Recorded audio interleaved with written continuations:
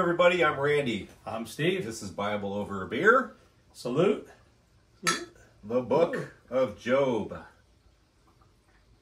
And what a book. It took us 6 months to get through it, so that's why we took a hiatus, just trying to get through Job. Yeah. 41 chapters, 40 chapters, something 40, somewhere in 42. there. 42 chapters, somewhere in there.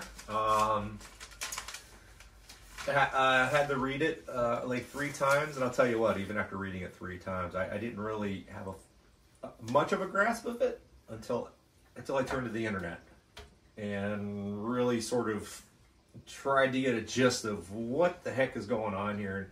And now that I do sort of have an understanding of it, I can really sort of appreciate it more and see what's going on here, because I really read it as, what the heck is God doing to this poor guy? Well, that's the way I took it. And I'm going to revert. I'm going to go, since he was, so it's very hard. It's very hard. And I'll add some discussion points at the end after we kind of go through it.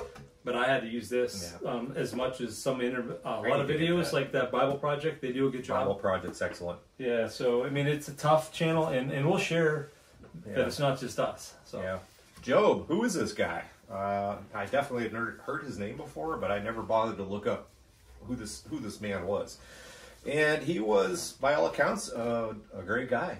Did right in the eyes of God, and a righteous man. He was a blessed man, blessed with children, blessed with livestock, with a nice home, with possessions. He had a lot of possessions, and I think that he always felt that, so if he lived that sort of life, God would reward a righteous life. Well, so he felt that he lived a righteous life, and God treated him that accordingly. Right. And it's kind of this escape from words, which if you can imagine that. But that's kind of the overview of this whole book, kind of, right? Yeah, exactly. And I think that this really probably this chapter taught me so much.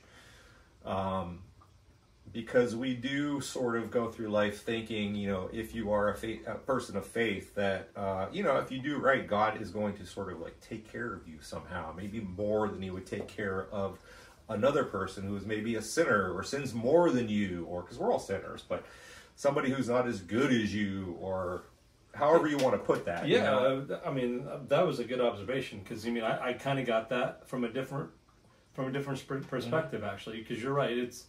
So, kind of a common theme to Christianity. The better, it's like working out your muscles. You still have to work at it to get better and better, or anything you do. And reading the Bible, and we had to read this a bunch of times, and it was painful. It wasn't painful. Is maybe not a fair word, but we'll kind of get to it. But there's a lot of stuff in between, and it's very nice poetry, but hard to understand. You see where they're going, and I don't want to get ahead of myself, but no, I mean, most of the book is poetry. The first couple chapters sort of lays out for you who Job is and what kind of a man he is, and how God I don't think God favors him. He proposes. Well, no, but favor is not the word, but he's an example. He's walking a certain path, and I think that God has blessed him. He's a blessed man. Yeah, basically, in many different ways, and that could have. I think he was into this story, and again, there's a lot of arguments on what, but to this story, because I'm not certain. I mean, so we don't know if it's a story or a historical event. Sure. If it doesn't matter either way, but right. God uses Job as an example of somebody who won't condemn me for no matter what happens. And we'll learn that And somehow, God is having a meeting with his angelic. Council or angels or whatever, and the sons of God, right? And surprising to me, Satan is among that group and actually has a discussion with God about Job. That hey God, maybe the only reason that Job worships you and whatnot is because you bestow these rewards and these gifts and this great life. You blessed his life, You've never given a reason to not. Right. How about if we have a little wager here and see that I'm betting if we throw some catastrophe at Job that he will turn his back on you and not worship and praise you as much. Absolutely. Maybe even hold you responsible there, big guy. And God allows it. Yeah. God said, "Yeah, go ahead. Just the first time around, He said, just don't cause any physical harm to Job. But other than that, you can do whatever you want to this poor guy. Yeah, take his possessions, take everything from him, just don't harm him. Right. Don't lay a hand on him, basically. And so Job is hanging out one day, and all of a sudden, 4 different messengers come shortly, one after the other, and said, "Oh, a home with all of your children in it has burned down." I believe at the time he had 7 sons and 3 daughters. Yep. And they were all having a meal together, and a fire took their lives. And then another one came and talked about how the livestock had all been taken away, killed, or died, or whatnot. And a couple other things happened to him too that basically just wiped him out. I mean, this was a broken man who he lost hit rock bottom. Yeah, I mean, he lost everything like that. Just like that. Yeah, and so I'll hold my analysis at the end. But. And the thing about this is, we all get thrown curveballs in life, right? And sometimes it's a big one, but it's never, I mean, when do you ever hear that somebody loses everything all within a moment? Well, and then not curse God, because it's a common theme through movies and through personal relationships. Somebody who's fallen out of touch with God or turned the cheek other way, turn the cheek or just turned away from God. They've lost just of a loved one potentially or a child.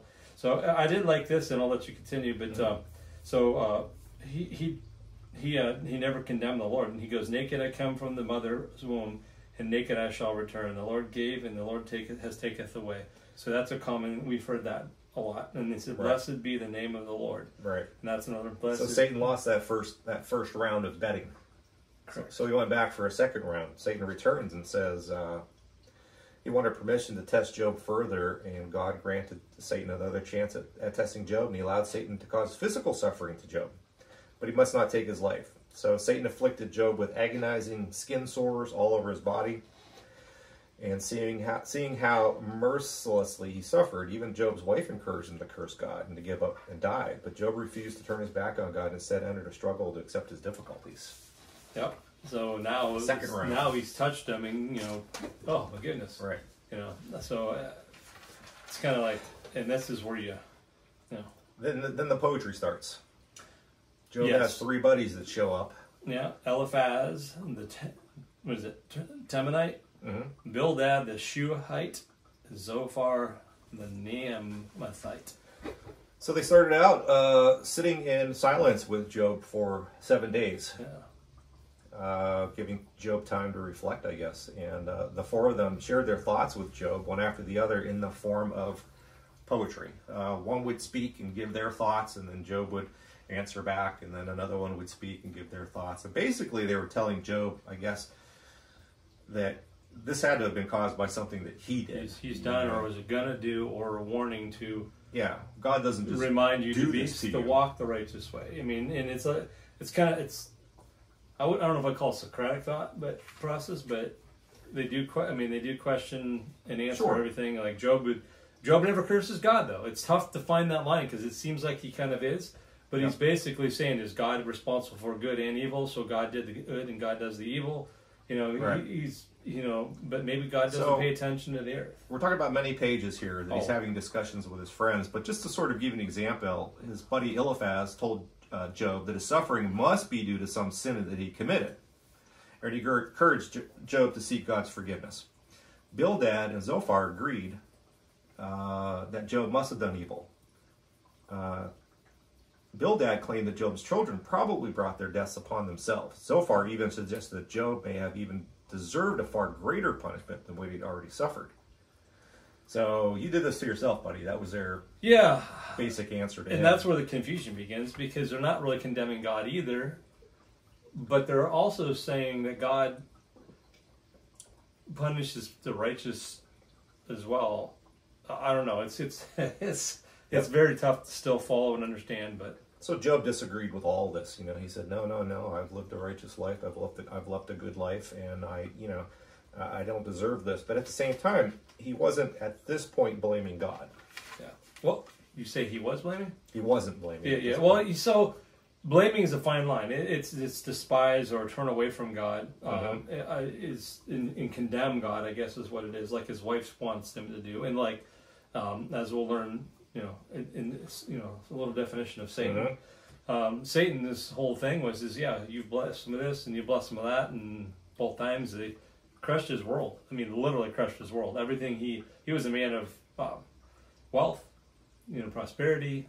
He did righteousness to everybody. In other words, the traditions of the day, And so, yeah, continue on. I'll get so to during this back and forth, another friend shows up, Elihu, who is much younger. And he held his tongue for quite a while. He listened to the elders sort of speak, and then he said, "Okay, this is my turn now." And he joined the discussion, but he basically agreed that Job had brought this upon himself. He felt he asserted that Job had spent too much effort vindicating himself rather than God. He explained that God communicates with humans through visions and physical pain. He said that through physical suffering, humans can experience God's love and forgiveness. And he concluded that he would understand that God had saved him from death. So, yeah, Job is during this time. That's basically the whole gist of it right there. Man lost everything, and he's questioning, why me? Yeah.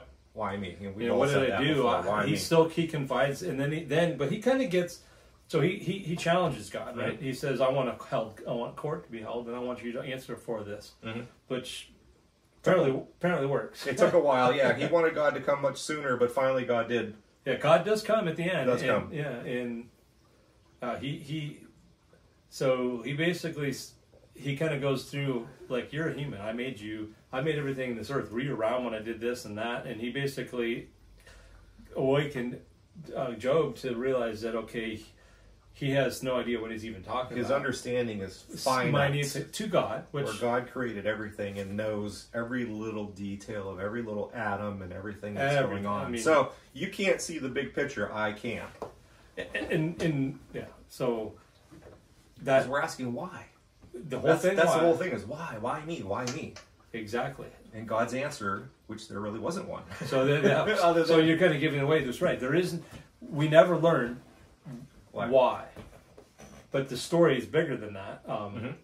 So after this trial, and he condemns, doesn't condemn, but he basically he demands an answer from God, and then God comes back and tells him, "Who are you to demand an answer for me?" and explains what we just talked about, and then he said, so Job realizes his issue, and then he even, I'm not sure of the fancy words for it, but he's angry at his friends more so than Job, because of their counsel. And I felt was a little confused because they weren't really condemning God either, but they were telling him that you did something wrong, which is the whole moral. He didn't do anything wrong. Bad things happen to good people. Good things happen to bad people. Thank you. Yes, I mean it's kind of the lesson. You hit the nail on the head right there. That's it. And you don't give up on God, and that's God's point is you're going to have trials and tribulations in your life. I'm going to be there for you the whole time. Right. Have faith in that, and repent, and yes. Then God restores. Actually, he's mad at his friends, but he said, instead of judging you, I'm going to have Job is going to do this. Job's going to go pray. Right. So things are going to happen in life, and he gave an example of two creatures or animals that he had created that. What are they? That he's very proud of, and they had a certain name in the Bible. The behemoth in the Leviathan. So that's right. There's a lot of interpretations of what there are. We'll get those at the commentary section, but. So God basically, tells them that, hey, these beasts are magnificent, all right, but if you come across one, they're going to probably eat you. Exactly. Well, I mean, it's just like he put all the creatures in the earth. Right. Doesn't mean you can walk through their territory and they're not going to bother you, right? So exactly. We just don't understand the meaning, and we should. Not that you deserve to be eaten. You're not being eaten because you sinned. Is that this is this creature's nature? We all have a nature, and there are things in life that are going to be dangerous. People are going to be afflicted with illness, and don't blame God for it. Correct. I mean, like I said, you have to take the good and the bad. Right. And remember, trust in God, and it's on His terms and His time. Right, exactly. I think the thing is, too, and I've experienced in my life, where you can go years, you can go decades, with everyday problems, maybe not like serious health problems, or lose your home, or, big dramatic things, horrible things that happen to people. There could always be worse, right? But those are devastating, heartbreaking things that happen. You can go years, and it's going to catch up to you. The older we get, things are going to happen. We are going to die one day. We are going to get illnesses one day. We might be 20, we might be 100.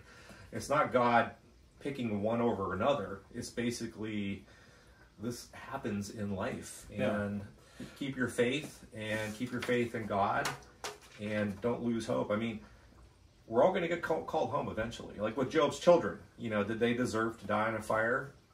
No, they didn't deserve it, but it was their time, and they were called home. Yeah, I mean, and that's the main reason why we're doing this Bible challenge, and we're hoping you're getting a benefit. Because again, sorry to have a little bit of sidetrack from epiphanies we just talked about, and that's, I hope you guys get some of this out of the conversation we have. But you got to take the good with the bad. You got to be faithful in God. And back to what I was trying to say, why I'm doing this, and hopefully you're doing this, is because we can't do it alone. I don't think you can. I mean, Job's an example of it, of maybe a bad case of it or the extreme case of it. But have faith in God, and it, you know, whether it's in our lifetime or that next, you know, we're going to be there. But none of us are going to be. I would say the pretty good chance that most of us are not going to be thrown the curveball that Job was thrown. Let's hope not. I really hope not. I mean, this is something that I will reflect on for the rest of my life. This chapter right here, I think, is going to have just a lasting impression on me. I think that 10 years from now, even if I don't read Job again, if you were to ask me the story of Job, it's going to be right here. I'm going to remember it. Yeah, everybody remembers Job, but the interesting thing is the whole piece to it, trying to go the back and forth on it. I always remember he's the man of great renown and this and that. He loves God, and God takes everything from him. He still loves God. Boom. Yeah. That's all I remembered. And then kind of segue into, so yes, in the beginning he had 7 sons, 3 daughters, 7,000 sheep, 3,000 camel, 500 pairs of oxen, which is weird, 500 donkeys, and many servants. Okay, then that's gone, right? When left the wife though. Well, the wife is there. He had the wife. So he had the wife, but he lost everything. I think his property and his riches. In the end, God restored Job. So he got 7 sons and 3 daughters, which is awesome. I still think there's pain because he lost his original child. So I don't like the fact that it's restored, but it has meaning. And then he had double everything else. He was restored plus. Yes, he restored more than he ever had, riches and everything. And interesting, so a couple things we kind of glossed over because it may not be as important. He's the man from Uz. So it's not in Israel. He's not an Israelite. I read that he was not an Israelite. So he's a righteous man outside of Israel, which is a very interesting thing. And there isn't a time period given. But based on he lived over 100 years, he actually lived to 140 years. After this happened, he lived 140 more years. It was a wow. So, So 4 generations. He had many more children. He got to see 4 generations of grandchildren. Oh, yeah. And, went back to a great life. Plus, God restored him. Plus. And that's an interesting thing, too. You know, people, something to think about is like, why did he give him even more than he had originally? Well, God knows why. So yeah, because it was a point made to, it wasn't to I can't think of my words tonight. And it wasn't because of the troubles he put him through. It had nothing to do with that. Right. I think maybe, it was God knows why. Yeah, God knows why. Exactly. Now we can all speculate. Oh, because, like you said, because, he made poor Job suffer at the hands of Satan. He might as well go ahead and just reward him. No, I don't think that's what it was. I really don't. And I like how Job, I don't, what they don't discuss is Job putting the work back in to restore and build up what he had. I don't think that he woke up one day and everything was there again for him. Oh, yeah. So this guy had to dust himself off and get back to work, and they don't really discuss that part of it. Yeah, that's kind of some interesting trivia. Whether it's important or not, is they were thinking, whether it's the same authors or it was written at different times, because the introduction and the ending had the same cadence of wording, and then the whole middle chapters. It's beautiful poetry. I mean, to the point where I'm not very good at poetry, so I had to reread it to kind of get the gist of it. Yes. And then another thing too, this is when Randy and I thought this was tough to read. We talked a few times about Job, and we were actually both not happy with it. We were both having. What am I getting out of it? What does it mean? Yep. But we're not the only one, and it's not so much that. It's so as we interpret the ancient text into modern day English, what they do is they look for words meanings throughout the Bible and how they're used. that helps them come to the interpreted word, right? Yeah. This has the most one-time used words in the whole Bible. So much so that there's many so the Greek text is 400 paragraphs or 400 sentences shorter than the Hebrew text. So there's a lot of people that spent lots of time, and there's this is deeper. Yeah. I think this is one of those points where you have to read his word, and because I can't explain it from the words alone. Yeah. No. But I get an understanding that I can't even express in words. Yep. That it's from reading the text and reading it over again. So I'm it's something that there's something. I went from thinking this is going to be, because we've only put a dent in what we've read so far, right? So we're at Job, but I hate this Job.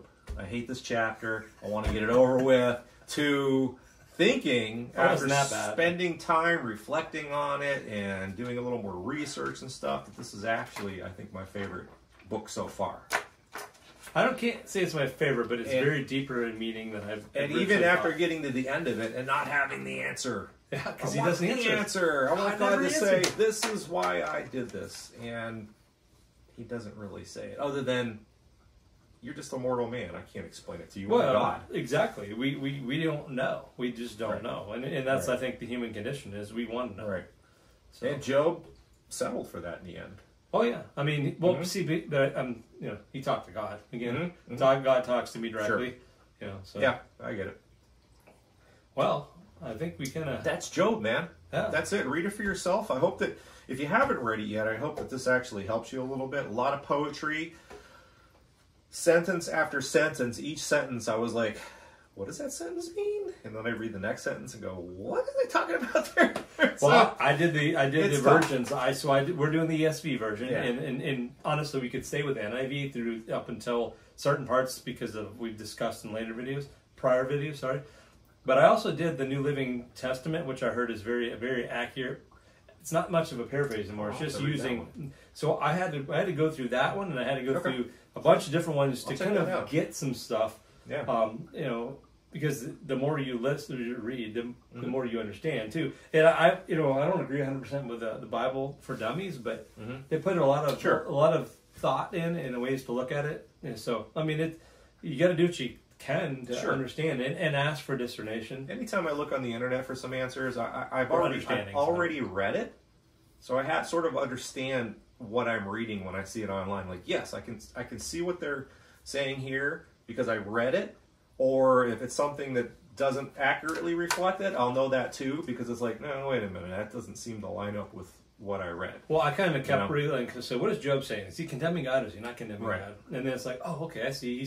He's basically saying he's judging the righteous, and all the stuff, or he's not even paying attention. He's letting it go by in a wind.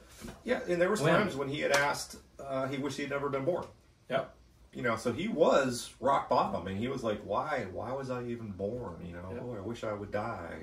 Or well, he said he wished he would die, but he never condemned God. That was the whole moral of this. Right. Even though he tested God, and wanted to know why. Yeah. He wanted to know why. So cool. That's it. That is it. Read it if you haven't read it yet. Read it. Yeah, everybody's heard about Job, but when you read it, you get more out of it, obviously, as we do with everything we read. So. Job would be a good movie. I think there's a lot of parodies of movies. I mean, what's the one? What's that? If you haven't watched Bible or the Bible Project, yes, they have great 15, even shorter or maybe even longer videos, like I don't want to say cartoon, but I mean it's like they take you through it step by step. Yeah, they do a little not animation so much, but like animation. Thank you. Kind of animations of the different things. They do a great job of it. And I have to a lot of times I'll pause it and go like, how did they get to that? Yeah, right. Because people. I don't. It's like Forrest Gump. I might not be a smart man. I'm not saying take everything that the Bible Project says. Oh yeah, obviously as a grain of salt, because I have heard them say some things that didn't match up with what I read. Maybe it's their interpretation of it, so you just have to be careful with I mean, use the resources, stick to, basically cross-reference with the Bible. I like to go from the different versions. You have the Bible app on your phones. It's really quick, and you can switch between versions. You can download them, too, if you don't have Wi-Fi access. Exactly. And I really use it. I'm enjoying this journey. And we have a long ways to go. We're just in the Old Testament, but man, showing them Job covered in boils. Yes, from head to toe. Satan and did in that. his sack, yeah, he has sackcloth on, and Shaved his head, sackcloth, the whole deal. But he bounced back, so well, there's hope. I think we wrapped. All right, buddy. I think we did a good job. I'm patting myself on the back. There you go. Good All job, right. man. Cheers, everybody. You Thanks all for come joining back in. now. You hear?